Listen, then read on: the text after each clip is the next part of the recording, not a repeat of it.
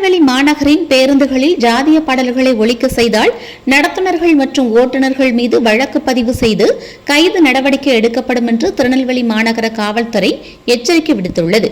மாணவர்களிடையே நடைபெறும் ஜாதிய மோதல்களை தடுக்கும் வகையில் பேருந்து ஓட்டுநர்கள் நடத்துனருடனான ஆலோசனைக் கூட்டத்தில் காவல்துறை எச்சரிக்கை விடுத்துள்ளது. திருநெல்வேலி, தென்காசி, தூத்துக்குடி உள்ளிட்ட மாவட்டங்களில் மாணவர்களிடையே அவ்வப்போது மோதல் ஏற்பட்டு வருகின்றது. ஜாதிய ரீதியிலான மோதல் மற்றும் இருதரப்பாக பிரிந்து மோதிக்கொள்வது என்ற சம்பவங்கள் நடைபெறுகிறது.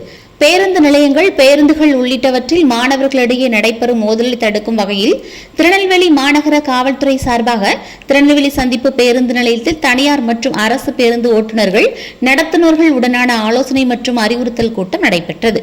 இந்த கூட்டத்தில் மாணவர்களிடையே நடைபெறும் மோதல் குறித்த தகவல்களை உடனடியாக காவல்துறைக்கு தெரிவிப்பது, கஞ்சா உள்ளிட்ட போதைப் பொருட்கள் கடத்துவது போன்ற சந்தேகம் இருந்தால் காவல்துறைக்கு தகவல் தெரிவிக்க வேண்டும் என்றும் காவல்துறை சார்பில் அறிவுறுத்தல் வழங்கப்பட்டது.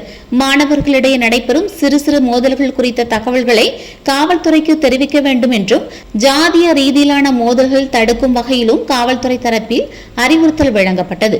மாநகர பகுதிகளில் பேருந்துகளில் ஜாதிய ரீதியிலான பாடல்களை ஒழிக்கக்கூடாது என்றும், அதுபோன்ற பாடல்கள் அழித்துவிட வேண்டும் என்றும் அறிவுறுத்தல் வழங்கப்பட்டது.